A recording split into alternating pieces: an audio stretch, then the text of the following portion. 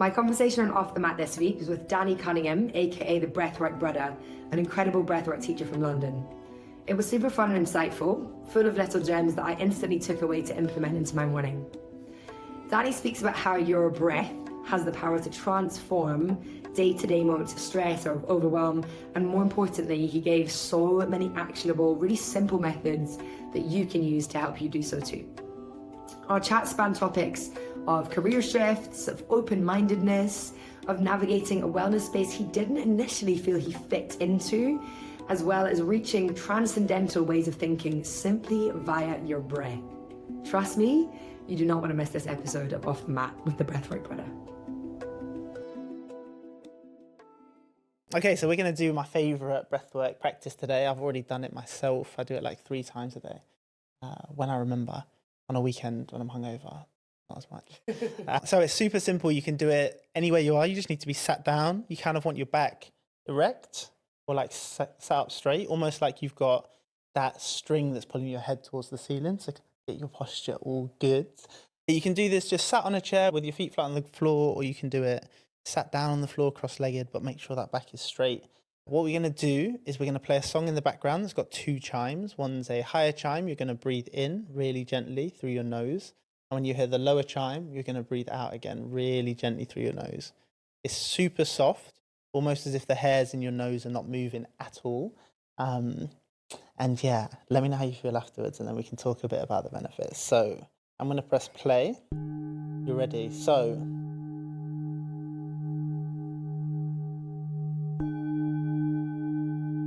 on the higher chime, you're going to breathe super gently in through your nose.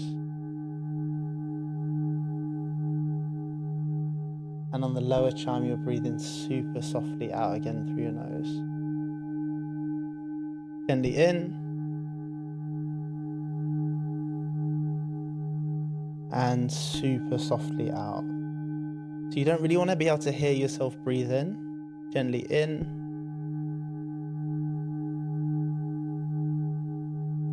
Super softly out. Nice and slowly in.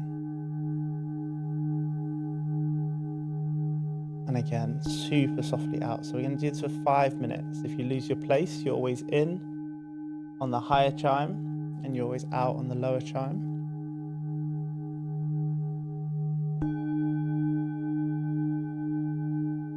Again, you want to be breathing so gently that almost you can imagine the hairs in your nose are not moving, or you can picture or visualize having a feather underneath your nose,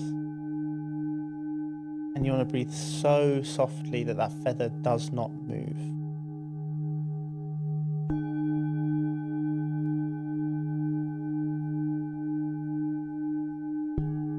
Perfect. Super soft.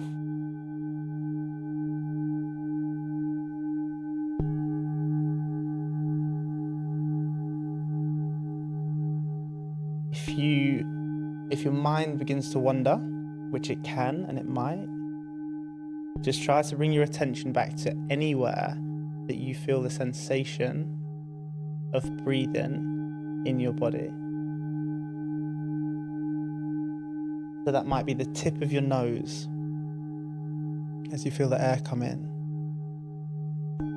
Maybe you can feel the temperature change.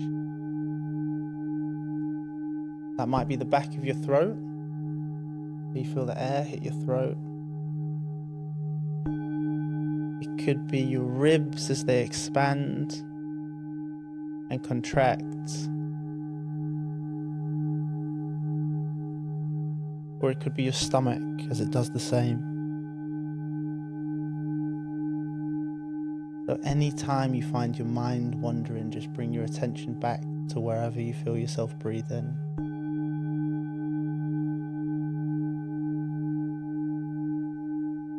Super softly in and very gently out.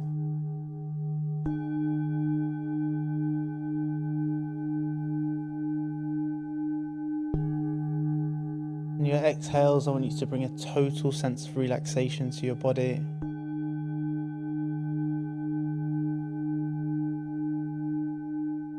So as you let go, relax your jaw, relax your shoulder, but keep your posture.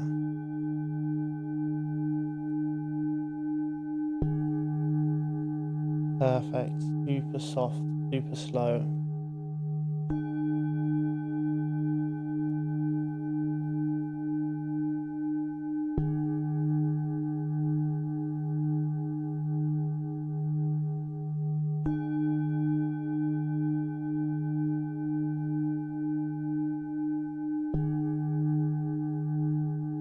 You've got about 1 minute to go. Stay with it.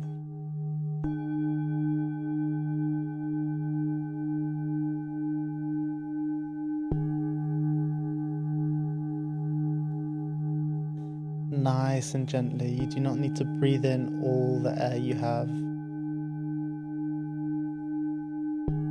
Just time yourself to the rhythm.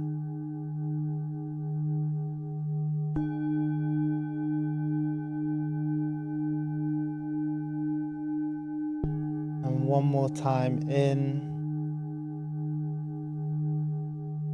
And one more time out. And I just want you to stay there for about 10 seconds. Let any feeling of bliss or calm just wash over you. And then I want you to let your mind wander to someone or something you are super grateful for. Someone that puts a smile on your face. And then slowly, slowly, wherever you are, just start to bring a bit of movement back into your body. Maybe you want to roll your head and your neck from side to side. Give your fingers a twiddle. And then open your eyes back into the room. Welcome back. Thank you so much for starting us with that coherence breathing. I first practiced that with Danny. I hadn't done it before. And it's definitely something I've come back to. And I was even just saying, for me, I've had a busy morning to come even into this space, into this chat. And doing a practice like that is such an immediate effect, such an immediate, okay, we're here, we're in. So yeah, I'd love to hear a little bit more about it. So yeah, this is one of the most researched breathwork techniques. So it's either called coherence breathing, because it puts you in a state of heart coherence. That means your mind, your emotions, and your heart are all synced up, which is just beautiful. And it's also called 365 breathing. That's because you're meant to do it 3 times a day. You breathe at a rate of 6 times per minute-ish, and you're supposed to do it for 5 minutes.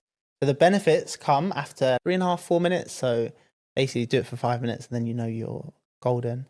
It reduces your stress hormone by 20% off the bat, cortisol, and it boosts your happy hormone. So this is oxytocin, it's like the love hormone, dopamine, serotonin. Again, for the next, it's between 3 and 6 hours.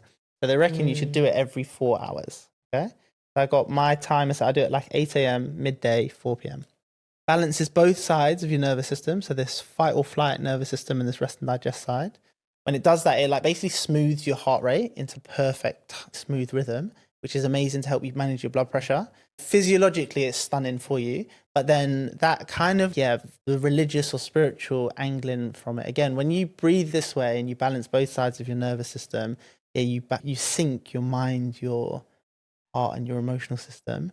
And they found, they did a load of research and they found out that pretty much across all religious practices, whether they're doing their hymn songs or Santa Maria or whatever it might be, they all pretty much end up standardizing their breathing to this 5.5 second in and 5.5 second out. So a lot of that, super sense of connectedness and bliss and like almost awe in nature, translates across, underpins all different religious teachings, which is cool.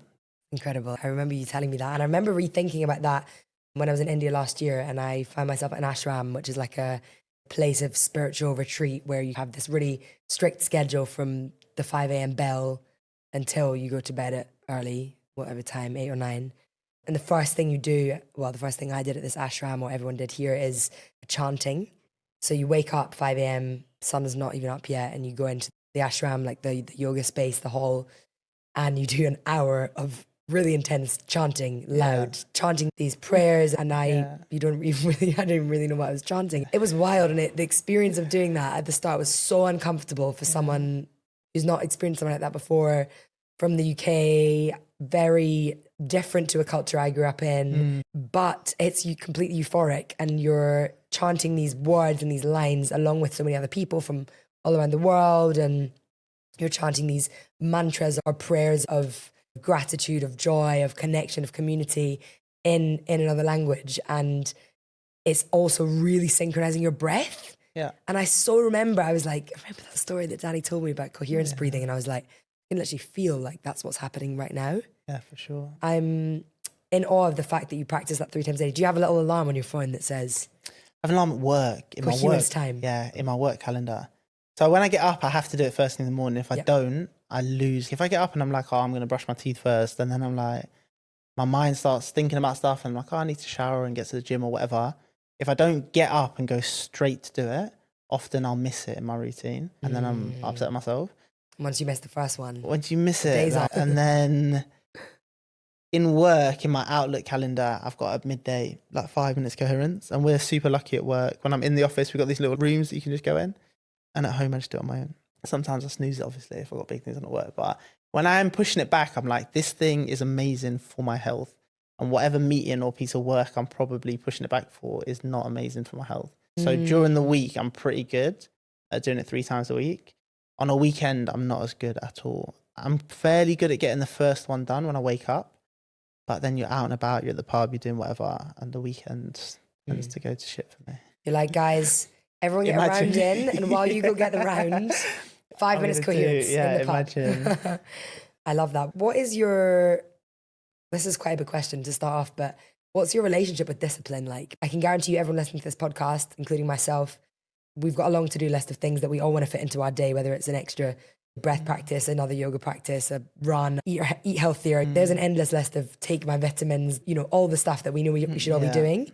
And it can be really overwhelming. Yeah. And I think finding the practice that resonates with you is really key for me anyway. But discipline is such a big part of a yoga or a spiritual practice. How is that manifested throughout your life? What's your relationship like with discipline? Yeah, super interesting question. Fluctuates, like I imagine with everyone it does.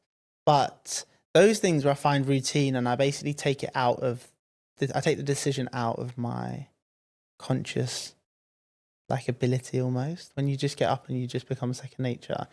So when I was super young, at I think 5 years old, my older brother was already in martial arts. So as soon as we turned 5, my dad put me and my younger brother into, we did Wadaru karate for between 5 and 10, and then Taekwondo between 10 and 15. So for the first decade of my life, we just got hammered into us patterns, routines. I actually didn't love martial arts when I was going at the time. Dad used to drag us kicking and screaming because we just wanted to kick ball and dick about. But when I look back, I think it really helped me moving forward. And again, to answer the question to start with, my discipline doesn't stay all the time. I go through phases where I completely don't drink, and I go through phases where I'm completely battered for 3 months on the bounce. And then I feel like sometimes I view life as oversteering a car. If you oversteer one way and you're like, oh, Pierce, I'm coming off the road, and then you oversteer back the other way, and then slowly you manage to course correct. And I think life ends up just doing that all the time. You get super on this mad diet, and you're like, I'm not drinking alcohol or eating sugar or all this, and then you're like, that's too much. And then you go back the other way to partying too much, and then you're like, it's not sustainable, and tend to bounce between the two. I really like that analogy, and I think probably a lot of people will relate to that as well. Yeah. It's also refreshing, I think, to hear you say that, because it's the reality, right? We can embed these habits and these rituals, but there's also so much joy and spontaneity in living your life and being like, I'm going to do this thing because it's fun, not because my life has to be regimented by routine and discipline.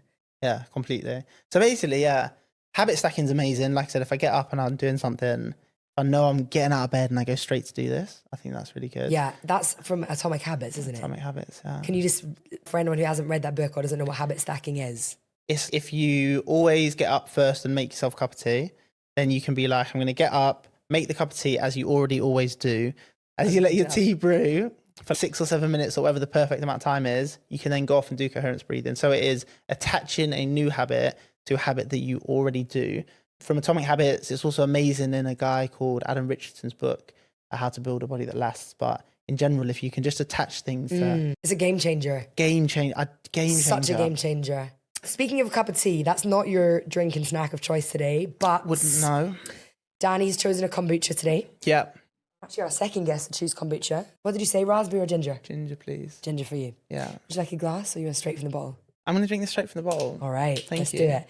Danny's chosen quite a rogue snack choice. I'm gonna put it out there. No, how? No. Wait, what other snacks have you had on? No, you don't get to know that.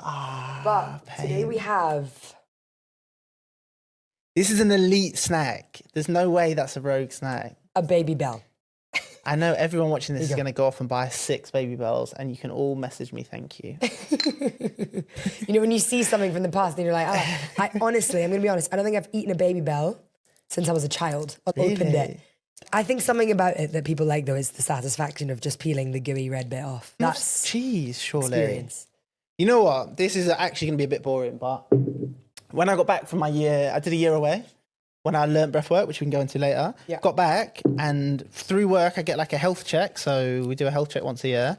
Basically, my blood sugar was high, and my dad's got diabetes. And I was like, pain. No, I wasn't diabetic, but I was like, because I've always been slim and never thought I needed to care about my diet. Anyway, I got down a rabbit hole of intermittent fasting and blood sugar and all this crap. And then I was like, all right, I'm going to try and get my blood sugar down. So then I looked at all the things, but I'm addicted to cheese. And cheese is low, it's not sugary. And I was like, I'm subbing all my snacks for cheese. I thought you were going to tell me about a Baby Bell diet. No. Strictly Baby Bell. I mean, it is delicious. How good is this? It's pretty damn good, to be fair. I think I have one of these every day. That can't be good for you. That can't be good for you. Just munching through the whole pack. So let's take it back. I want to talk about that year where you went traveling. Tell me about what drew you to breathwork or how that kind of course all happened. Yeah, so I reckon I probably got into it through my girlfriend, Terry, a little bit.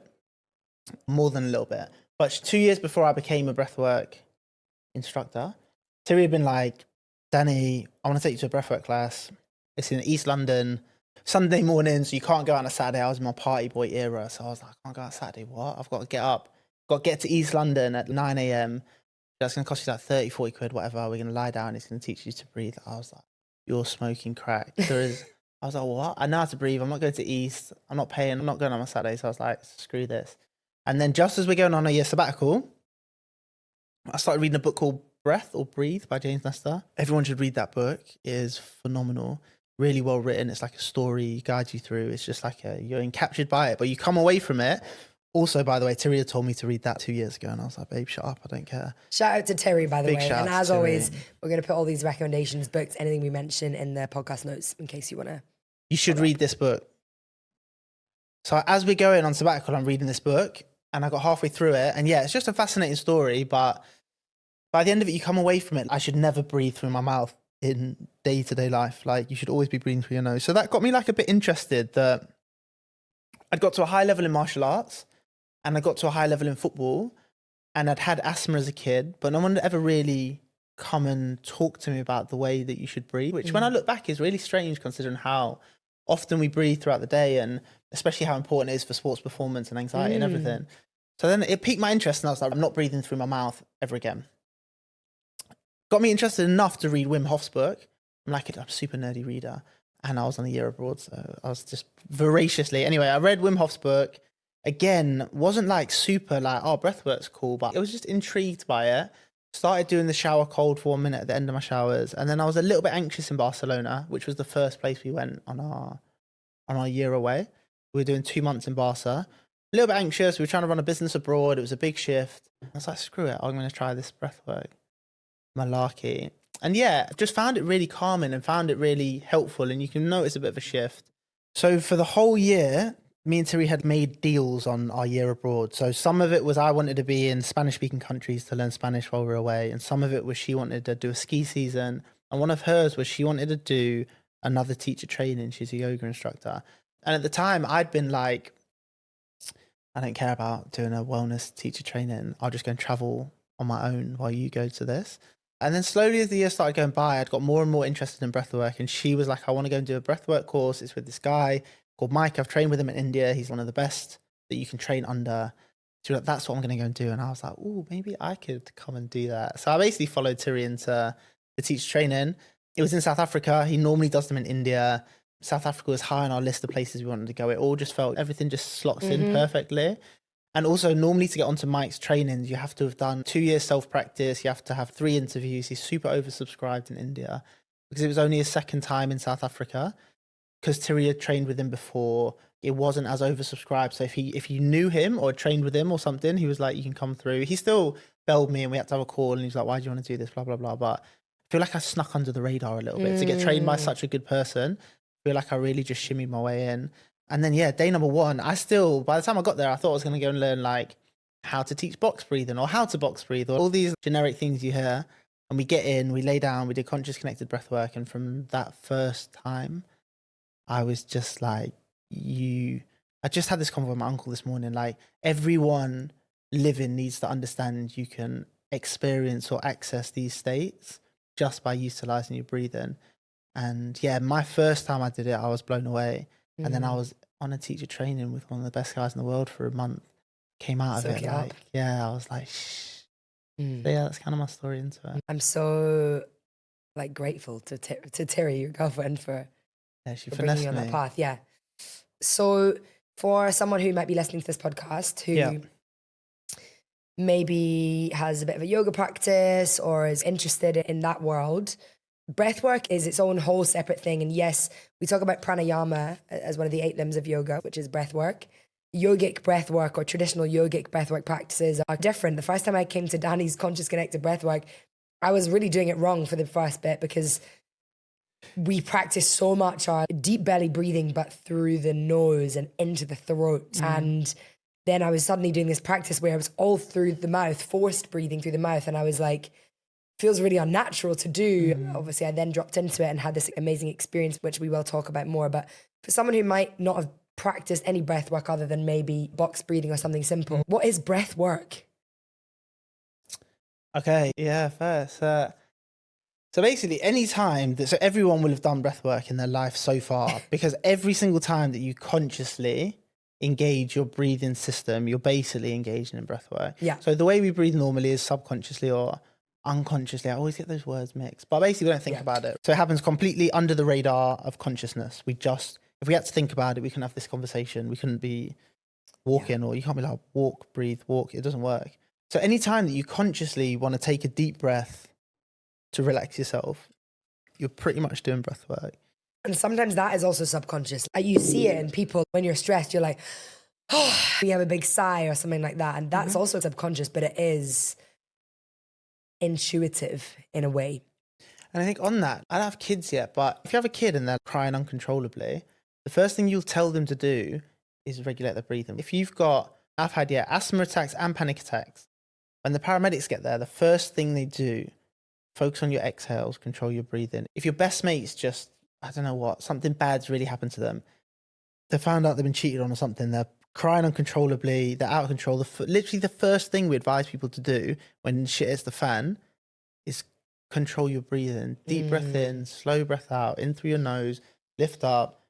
Like, literally intuitively, we know that your breathing is the quickest way to get control of your nervous system and let yourself know it's under control. But then once the panic situation is gone, we almost forget about breathing again because we're not designed to think about it. And we go back off into our world where we do not need to worry about it. But yeah, breath work, honestly, every single time you consciously engage your breathing system, you are engaged in breath work. You can use it, as we just said, to switch between anxious and stressed and worried, and I've got to go on a podcast and I'm nervous, or I've got to go and give a speech in front of a load of people at work. If your heart's racing, you can do certain types of breath work and just flip yourself from instantaneously almost to calm. But so the same way we have 2 sides to our nervous system, you have this rest and digest mode and this fight or flight mode. There's 2 sides to breath work. So one activates rest and digest, down regulating what we did at the start, coherence breathing, box breathing, elongating your exhales. And then you have another side of breath work that activates the fight or flight side. So it's called upregulating. So you can think of Wim Hof here. There's one called holotropic, which is chaos. It's just breathing as quick as you can for 3 hours to go into some psychedelic state. And what I teach is like an in-between, conscious connected, but it really is an activating breath work. As you were saying, it's all in and out through the mouth. Again, do not breathe through your mouth in everyday life. But for this, because we want to change the oxygen and the carbon dioxide quicker, in a quicker manner, you breathe out through your mouth.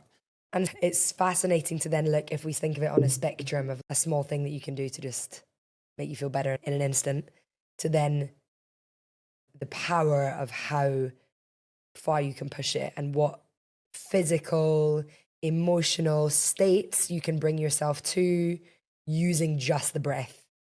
So let's talk about that. What is, and I don't want to scare people off here, because sometimes I remember I was like, oh my God, I'm a bit nervous to go. I don't want to break down into tears or whatever, but what is some typical reactions, or what have you seen facilitating conscious connected breath or these more powerful breathwork practices? And this is going to be individual for everyone, by the way. Yeah. But I want to give people an idea of just the power of it. What happens? Yes, I can, because I've done it so many times, I can just talk through my experiences. Yeah. I've been in fits of laughter.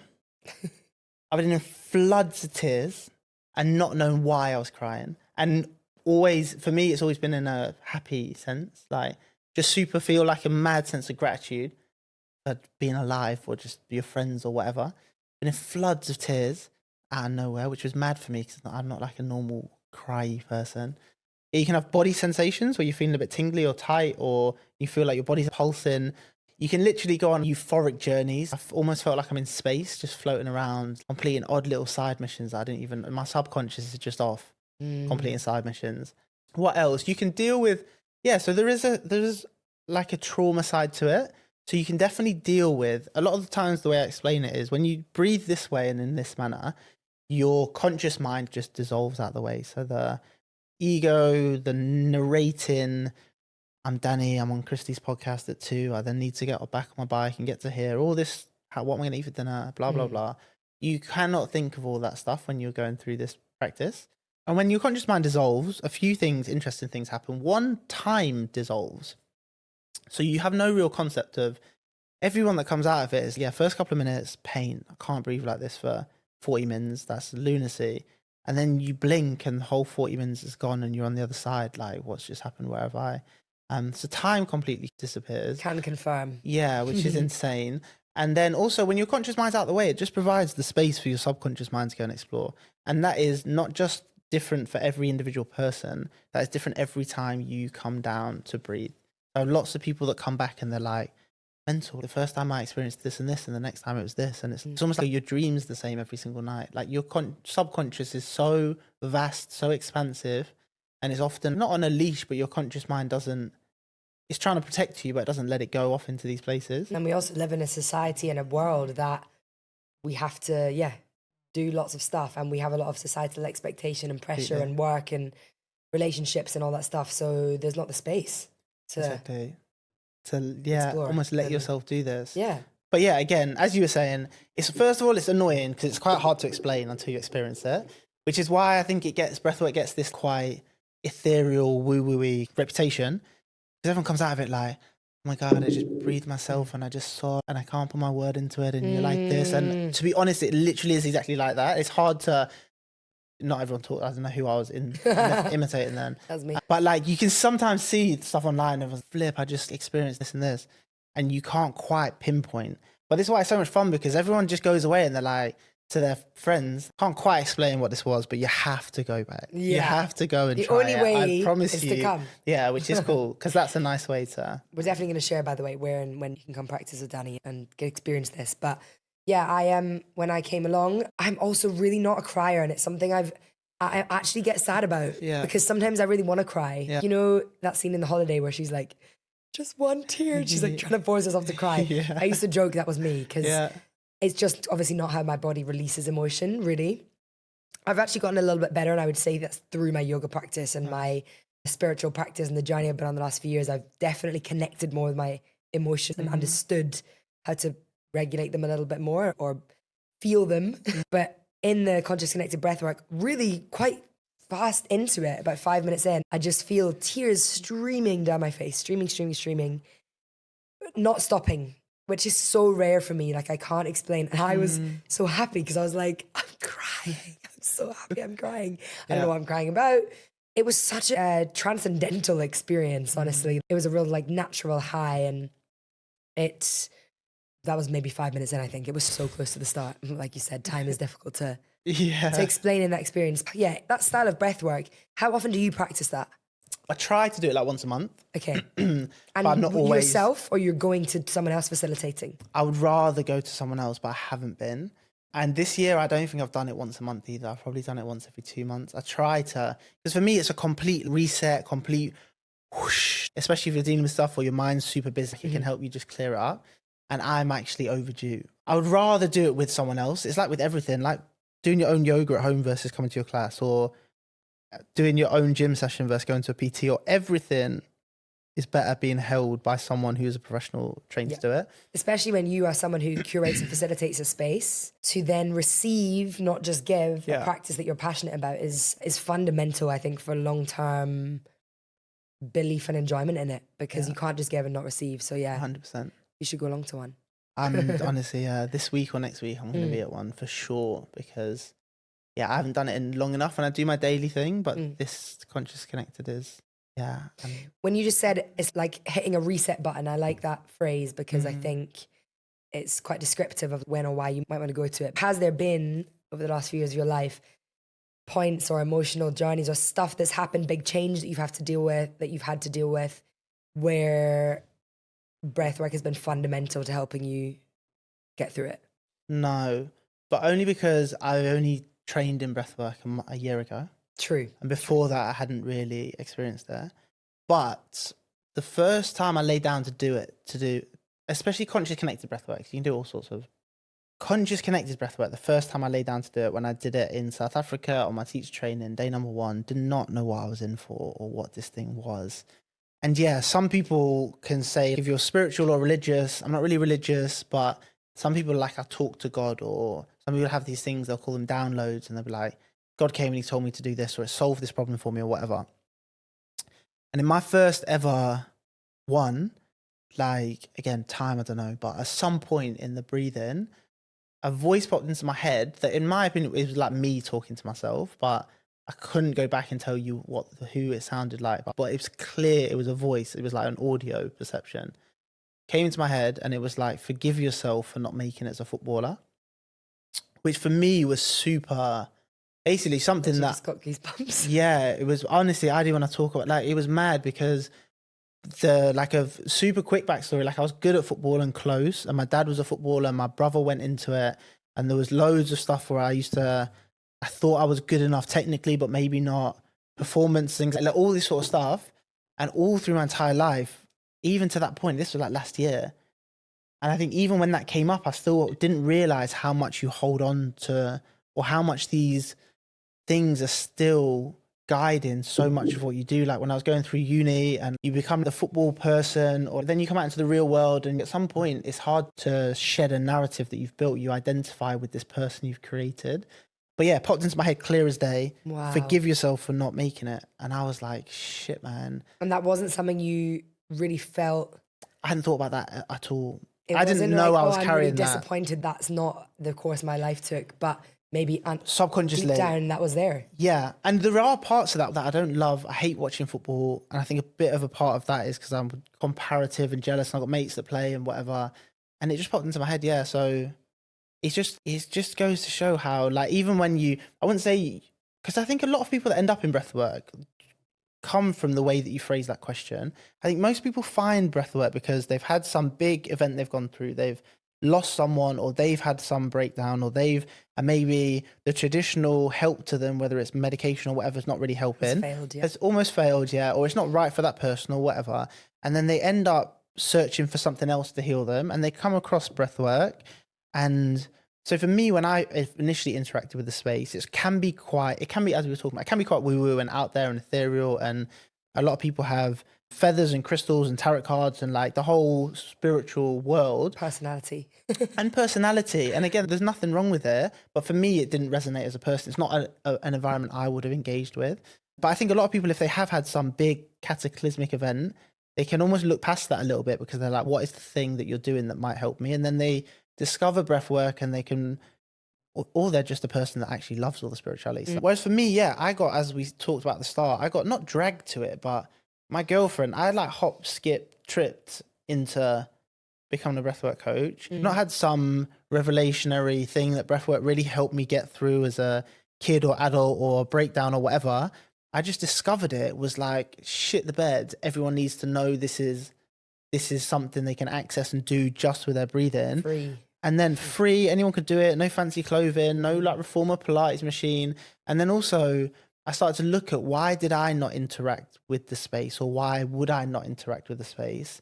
And again, that leads into the brand and the persona that I'm building underneath the Breathwork Breddah. I want it to be relatable, educational, and I want it to be a kind of person in the wellness space that if I, as a mixed race person at 30, looked at the space, I'd be like, I could actually maybe go to that and listen to that person. It's really powerful, and it completely comes across. All the videos and everything that you share is from you. It's so authentic. I'm surrounded by the yoga world all the time, and everyone is building their own brand within that. And I think authenticity is such a huge part of a yoga practice.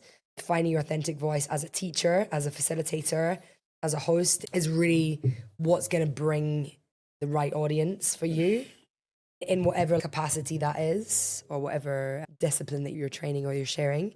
Yeah, it really comes across, and I love everything you're doing. I want to talk about, so in a yoga practice, when I'm sharing or holding space in a yoga practice, people are often coming for the physical benefits, for the stretch, the feel good, the release of tension. And my aim in this podcast is to really share the depth that practice can look like and can go into. And the breath is one of the other 8 limbs of yoga. Like I said, the pranayama, this breath practice. And really, I always say in people's yoga practice on the mat, when they are coming to that 60-minute class in London or wherever they're practicing, the deeper shifts happen when the breath is linked with the movement. So the movement follows the pattern of the breath. And I personally see the breath as like this bridge. Okay, so if the bridge is like this external physical body, world, matter that we are living in every day, where our mind is located, and we are the thinking mind, the doing, where we spend most of our time, the breath is then this bridge to the internal world, which is more the feeling, the connection, the emotions, the understanding of yourself, of community, of like people around you, maybe the like intuition, spirituality. And yeah, I guess I want to talk a little bit about what you think about that. If someone is newer to this practice and they've not tried much breath work, like how can you start to use the breath intentionally throughout your day to better understand yourself, to regulate your emotions? That's a big question. It's a big question. I know. Sorry. No, but there are loads of ways, luckily. First of all, like I said at the start, nose breathing your entire day. Nose breathe your entire day. You will just feel less stressed. So when you breathe through your mouth, you tend to breathe high up into your chest, right? You're like, that's the same way you'd be breathing if there was something threatening you. And your brain takes that cue from your breathing high up into your chest, through your mouth, takes that cue, and it's like, oh shit, we're in trouble. We need to go and fight or flight. And it mobilizes all your fight and flight defenses, diverts blood to your muscles, away from your digestive system. High stress. But it doesn't have to be high stress, right? If your body just thinks you're in an ever so slightly perceived threat level, you will stop taking all the energy you have and turning it internal to fight off disease, illness, rest, recover, repair, recuperate. And you take that energy and you divert it external, ready to fight or flight. When you breathe through your mouth all day, you ever so slightly raise your body's perceived stress levels, and compound that over a decade, and things like malignant cell divisions or all this sort of stuff that you should just be generally common cold, illnesses, all this stuff that you have the ability to fight off internally if you only divert your energy towards it, you're slightly externalizing that. So the first thing you can do, breathe through your nose for your entire day. Really good for you. In terms of actual physically breathing deep into your belly, as you were talking about, it's called diaphragmatic breathing. It will stimulate the lower lobes of your lungs. That switches on the rest and digest system in your body, internalizes the energy for you. and breathing slower. We all breathe too quick. So not just the conscious connected breathwork teacher training that I did in South Africa, which was amazing. I'd done a functional one called Oxygen Advantage in Switzerland. And again, this is all basically day-to-day breathing to better manage stress, anxiety. The slower, the deeper and the lighter that we breathe, the better, basically. The moment we overbreathe, most of us, me included. Even when you said 6 times in a minute, I was like... Which is I don't know anyone that's walking around that's just breathing at 6 times a minute. That'd be insane. But in general, let's say our breathing rate's between like 12 and 16, and we should be at like 10 or like 9. We're slowly, as a people, breathing more frequently. And again, it's a feedback loop. So your brain is constantly scanning not just your external environment, but your internal signals for whether there are threats in your environment. We're out of the ages where we need to be super worried about getting eaten, but our brain hasn't evolved that side of it. And when we breathe faster, shallower, higher up into our chest, we think we're in that what's going on situation, and it stops us from healing, basically. So stuff like slowly exhaling. So I know when you said sighing, but like better for you is if you're, again, all through your nose, and if you're breathing in for 4 and just out for 8, it's better for you. Just a slow exhale, and it's still better, almost always better for you through your nose. When you, like everyone gets tied up with oxygen in our body, but the big driver of when we're going to breathe and a load of other processes, carbon dioxide. So obviously you do yoga and you're super active and sporty.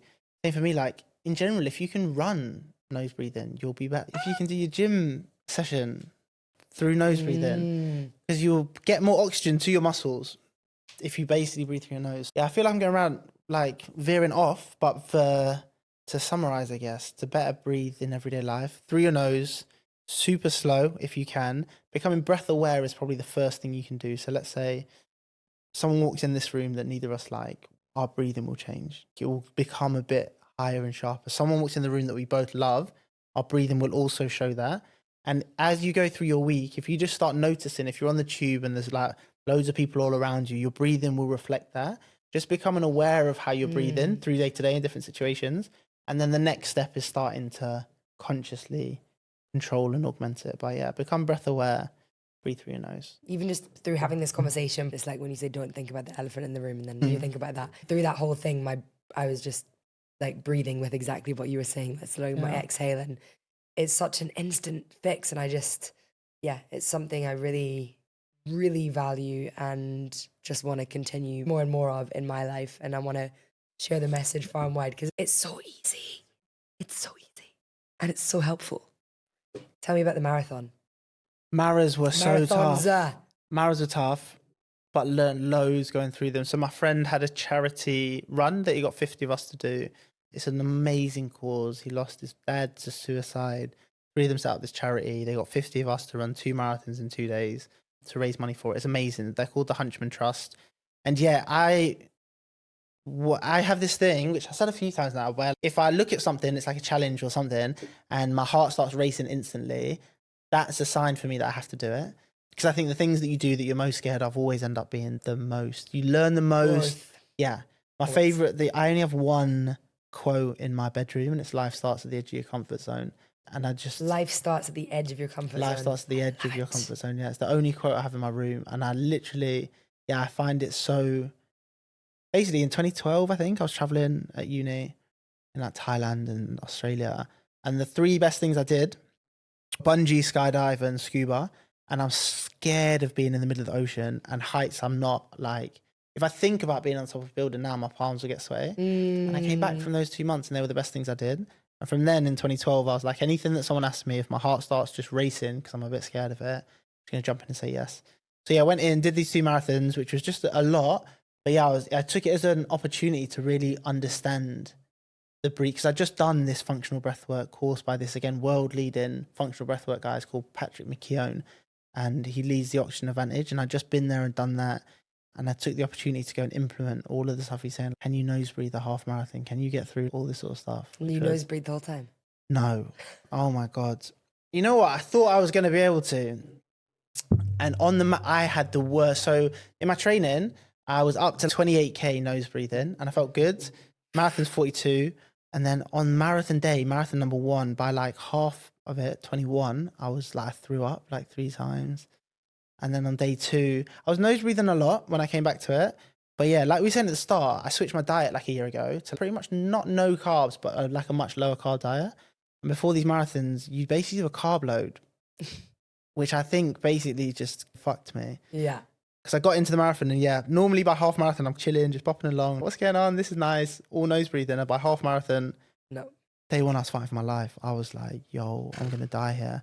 I had hiccups half the time. Oh, painful. And not even did I not just nearly half breathe, nose breathe the marathon. I didn't get anywhere, like the whole thing went to pot on day number 1. But I will do. But you did it. Did the marathons, You ran them both, and that's yeah. unbelievable. I completely agree with doing hard things. We should all do hard things or things that make you nervous. It's just things that ever so slightly. Yeah. Yeah. It's so empowering because you do it and then your barrier gets raised, your bar gets raised, and you think your mind is open to what other things might you be able to do. Yeah. And then you just keep doing hard things and you become invincible. Not invincible, but you feel such a more confident version of yourself, and it's incredible. Yeah, and everything that then is in your comfort zone, like you just said, expands slightly. And then you can just push the Maybe limits. I could do that thing. Yeah. And it becomes more touchable, I think, which is cool. Yeah. So for the final section of this podcast, Yeah. I call it Final Flow. Yeah. And we're just going to do some quick fire questions. Yeah. Just about you, about your life, about what makes you happy. Yeah. So don't overthink, just what first thing that comes to mind. I'm ready. Where's the place you feel most grounded? Jamaica. Wait, it's not a one-word answer you need to say. No, I'm just like visualizing Jamaica. It is a one-word answer, but now I want to know why Jamaica. Family from there. When I get there, I feel like I'm home. That feels like home to me. Okay. I feel like that's already answered the next question then. Go on. Beach or mountains? Oh no, it's mountains. Forest, yeah. I'm a forest person, definitely. Hey, a Yeah. forest mountain air. Yeah. Breathe it in. Yeah. I'm here for it. It's stunning. What's your favorite meal of the day? Oh. Other than the baby bell. Oh my God. I'm going to say breakfast. Yeah. What's just classic breakfast? Have eggs every day. But that's changed so much from this whole diet flip I've done. My favorite meal used to be dinner, hands down, but that's because all I ever used to eat was pasta and cheese. I'm So just visualizing baby bell pasta right now. Yeah, honestly, I just ate like a child and it was all carbs and cheese and I was in heaven. And then I was like, oh, my diet's going to That's shit. funny. Now it's breakfast. Nice. Do you have any hidden talents? Do I have any hidden talents? I was good at martial arts. I won the Yeah. British Taekwondo Championship at one point when I was younger. I also didn't know this about you. Yeah, so Taekwondo I used to be good at. Football used to be good at. We talked about that a little bit. What is a hidden talent? Oh, I'm a maths nerd. Like, love maths and studying, oddly. I don't know if that's a hidden talent. I'm trying to think what a hidden talent is. I'm the worst singer in the history of singer-songwriters. That's good. That's a I'm lot of talent. Okay, last couple of Final flow. Quick questions. Yeah, hit me. If you could move anywhere for a year, anywhere in the world, I know where would this. you go? Barcelona. Barcelona. Yeah, easy. It's a great place. Hands down. I want to try and be there next year. Yeah. Yeah, I'm coming. I'm coming for that city. And last one. What's the current favorite tune that's always in your breathwork playlist? Oh, terrible. I can't answer this because I don't know any of the song names. I'm that idiot that I have an album that I love, but I never pause the song to know the song names. I just play it through and I'll know. So I built all my playlists myself and I love them. Yeah, I love them. Yeah, I couldn't tell you the name of a. I had one this morning actually. I ran Breathwork this morning, and at the end, I was like, "Oh my God, you played such and such at the end," and I was thinking, I did not know that person made that song. I don't know who that is. Okay, what we're gonna do is I'm gonna re-ask Danny that when he's looked at his phone and looked at his playlist. Yeah, we can. And then we're gonna finish the episode with one of your song choices. Okay. Because I know that you have great taste in music for your playlist. So. Okay, want me to look now? Yeah, do it. Right. And this is my favorite song. Sila, Sila, Kareem Raihani. Raihani is Raihani. That is a banger for Breathwork, but this is high, it's up tempo. Okay, we're going to finish with that. We got it. Danny, what's going on at the moment? If people have been inspired by the chat, where can we find you? Where do you facilitate in London or elsewhere? What's on the plan and how can we find you online? Oh my God, I've got so much exciting stuff I'm working on. Breathwork Breddah is where you can find me across any socials. The Breathwork Breddah on Insta, but also on Eventbrite. I always slap all of my things on there. Yeah, I got some. You've been to a lot of classes, and I have done a lot with Tiri in the past, but Tiri's taken on a new job, so she can't commit as much time. And that means that I'm looking for loads of exciting other collabs to do. And obviously, me and you did a yoga and breathwork one. I've got one yoga and boxing coming up. First 40 minutes is going to be boxing, like light pad work. Second, conscious connected breathwork. Movement goes so well with breathwork. And obviously, in martial arts and all those sports, aligning striking with your breathing is the only, if you get gassed when you're in that environment, the whole thing's kaput. So that is going to be so much fun. But yeah, at the moment, I'm trying to start planning bigger events. I've had, a residency is the wrong word, but I've been teaching in Clapham in the same studio all year. And I do love that studio, but it only holds 10 people and it's always sold out. And there's always people asking me on the day to come in. I'm looking for a slightly bigger space. So I'm collaborating with a studio called Yoke Studio as well next month to do something there. But basically, yeah, there's no one else called the Breathwork Breddah. So if you find that on Eventbrite or Insta, and I need to get better at telling people what I'm doing. Yeah, well, you're doing it right slowly. Danny, it's been such a pleasure to have you on Off the Mat today. I feel like I've learned so much about you, about breath work, and I feel really, inspired to keep going with my practices and come along to some more of your workshops and, keep breathing through my nose. And we're overdue running a collab workshop. We are. That will be coming for sure. I think we should do a retreat at some point. Yeah, I'm here for it. But we'll talk about it. Anyway, give me a big hug.